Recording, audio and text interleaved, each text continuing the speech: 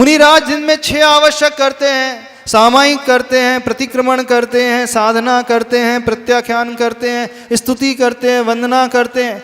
दिन भर वो ज्ञान और ध्यान में लगे रहते हैं। लेकिन आप श्रावक लोग ज्ञान ध्यान में दिन भर नहीं लग सकते हैं। आप सामायिक नहीं कर सकते, आप केसलोंच नहीं कर सकते, आप गर्मी सर्दी सहन नहीं कर सकते, आप विहार नहीं कर सकते, आप रोग परिचय को सहन नहीं कर सकते। लेकिन एक बहुत बड़ा काम कर सकते हैं, एक ग्रास भी आपने दे दिया तो समझना मुनिराज जितनी साधना कर रहे हैं, मुनिराज तो छोड़ दो, तीर्थंकर भगवान उन्होंने 6 महीने के उपवास का संकल्प लिया, तो 6 महीने के उपवास की जो शक्ति उन्हें प्रदान हुई, किसके माध्यम से प्रदान हुई? जो प्राप्त हुई शक्ति किसके माध्यम से? एकमात्र आपके एक ग्रास के दान से प्रदान हो गई, और किसी से नहीं मिलती है वो। तो आप उन तीर्थंकर भगवान को 6 महीने के उपवास की शक्ति देते हैं, आप उन तीर्थंकर भगवान के लिए केसलोंज की शक्ति देते हैं, आप उन तीर्थंकर भगवान के लिए पूरे विहार की शक्ति देते हैं। और गर्मी में वो इतनी तपस्या करते हैं, पर्वत के ऊपर खड़े होकर के साधना कर जाते हैं, ठंडी में सरोवर के निकट साधना कर जाते हैं। उसका सारा का सारा श्रेय यदि किसी को जाता है, किसको जाता है? श्रावक को जाता है। तो समझना ये छोटा मोटा कार्य नहीं है, बहुत बड़ा कार्य है, पूजा से भी बड़ा कार्य है, पूजा से भी बड़ा कार्य है, छोटा मोटा कार्य नहीं है। पूजा तो आधा घंटे के लिए अष्टद्रव्य की सामग्री चढ़ा दोगे, लेकिन आप साक्षात उन तीर्थंकर भगवान की साधना में सहयोगी बन रहे हैं। और जो श्रावक तीर्थंकर भगवान की साधना में सहयोगी बन जाता है, समझना वो एक बीजारोपण कर जाता है अपने मुनि होने के लिए और एक साधना बनाने के लिए, आरिका होने के लिए। ऐसे जीव ही आगामी जीवन में, आगामी भव में, आगामी समय में मुनि बनते हैं।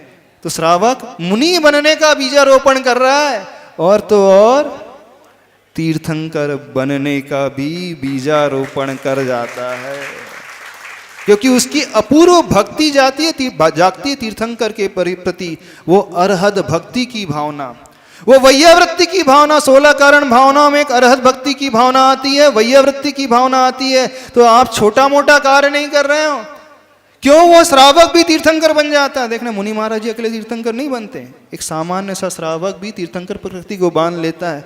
और क्यों बांध लेता है? कैसे बांध जाती है तीर्थंकर प्रकृति श्रावक को? बस वो दान देता है, वो वैयावृत्ति करता है और एक भक्ति कर लेता है। तो एक अव्रती श्रावक जो असंयमी है, जिसने कोई त्याग नहीं किया, किसी पाप को छोड़ा नहीं, उसने ना रात्रि में आदि कोई त्याग किया, ना वो गर्मी सहन कर रहा है, ना ठंडी सहन कर रहा है, ना केसलोंज कर रहा है, कुछ भी नहीं। एसी में बैठा है, कूलर में बैठा है, सब कुछ अच्छे से खा पी रहा है, ऐशो आराम में जीवन बिता रहा है। सब कुछ करते हुए भी यानी बिना त्याग तपस्या, बिना उपवास के, बिना केसलोंज के, बिना विहार के, कितना बड़ा लाभ हो रहा है आप लोगों को? कभी सोचा है आपने? कितना बड़ा लाभ प्राप्त कर लेते हैं आप, बहुत बड़ा पुण्य कमा लेते हैं। तो आचार्य भगवान ने फ्री फोकट में, हम तो समझते हैं बिल्कुल तपस्या की तुलना में, तीर्थंकर भगवान की तपस्या की हम बात कर रहे हैं, उनकी तुलना में आपकी कौन सी तपस्या होती? कोई तपस्या नहीं होती, कुछ नहीं करते आप, जीवन भर ऐशो आराम से रहते हो, पूरे अंतिम समय तक ऐशो आराम से रहते हो, थोड़ा सा भी त्याग नहीं, थोड़े से भी व्रत नहीं, थोड़े से भी उपवास नहीं, यानी सब कुछ ऐशो आराम में रहते हुए, विषयों को भोगते हुए भी वह श्रावक तीर्थंकर प्रकृति को बांध लेता है, बस इसी के बलबूते पर बांधता है। तो जो इतना अच्छा सौभाग्य आपको मिल रहा है, और ऐसे सौभाग्य के क्षण को व्यक्ति लोग ऐसे ही गवा देते हैं, तो ऐसा प्रतीत होता है कि हीरा हाथ में आया, लेकिन उस व्यक्ति ने हीरे को किस लिए उपयोग में लाया?